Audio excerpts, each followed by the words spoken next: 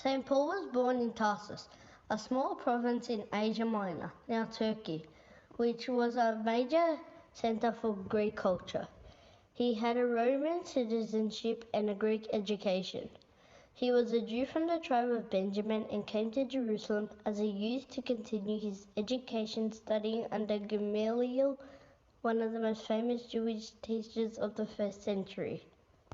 He was a Pharisee, which is a group of very strict Jewish leaders who taught the rites of worship and strictly observed the written and traditional law. He had two names, a Jewish name Saul, which means asked for, and a Roman name Paul, which means small.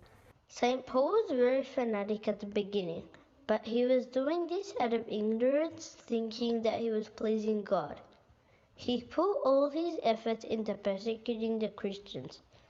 At the time of the stoning of St. Stephen, he guarded the clothes of those who stoned him and was in agreement of this stoning. The Lord Jesus appeared to him on his way to Damascus to arrest the Christians.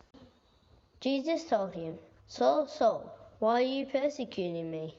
Saul replied, "Who are you, Lord?" He answered, "I am Jesus whom you are persecuting. It is hard for you to kick against the goads."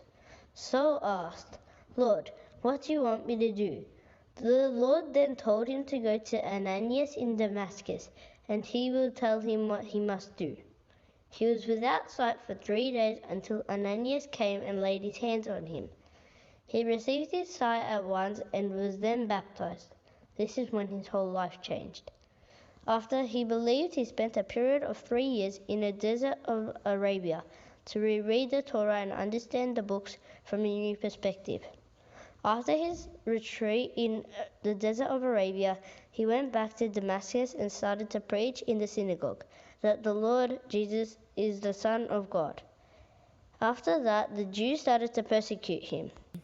He then went to Jerusalem to preach about the Lord Jesus, and they tried to kill him there. But believers were worried about him, so they helped him escape Jerusalem and go back to Tarsus, where he stayed for 5 years.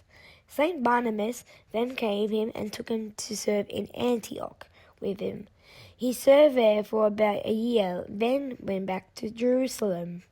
He left Jerusalem with St. Barnabas and St. Mark and went to Antioch. There he started his missionary trips. He went on 3 missionary trips and preached to the Gentiles. He was called the Apostle of the Gentiles. One day he went to Athens, Greece, which was considered the capital of the wisdom at that time. There he found idols and altars for pagan worship everywhere.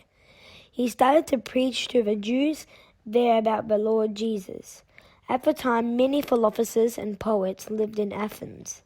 Some of the Greek philosophers heard him and were astonished to hear him preaching about a new God. They brought him to a place called Areopagus, which was the hill where the city council lived. Some of the Greek philosophers heard him and were astonished to hear him preaching about a new God. They brought him to the place called Areopagus, which was the hill where the city council of Athens met the scholars to discuss different issues and points of view.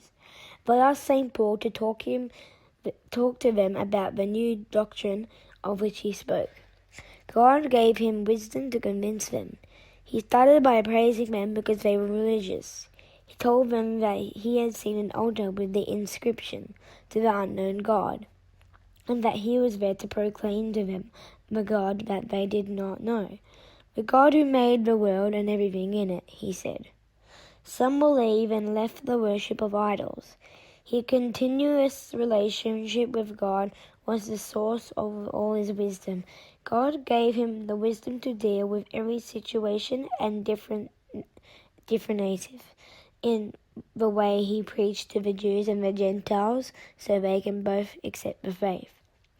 For the Jews, he used the books of the Old Testament because they believed in them, to show them how they spoke about the Lord Jesus. For the Gentiles, like the Greek, he used quotes for them for their philosophers. St. Paul was a tent marker and spent all his income on providing for himself and for those who serve with him. At the end of his third and final missionary trip, because of his preaching in the Gentiles, he was rejected by the Jews. When they saw him in Jerusalem, they were very angry and turned the people against him. They dragged him out of the temple and beat him. The Roman commander arrested him. St. Paul was asked to defend himself, and he gave a speech that made the Jews very angry. The commander wanted to put him in prison and gave an order that he should be beaten. But St. Paul objected and said, "Is it lawful for you to secure a man who is Roman and uncommanded?" Acts 22:25. By doing so, he defended his right as a Roman citizen, and it was unlawful for him to flog without a sentence.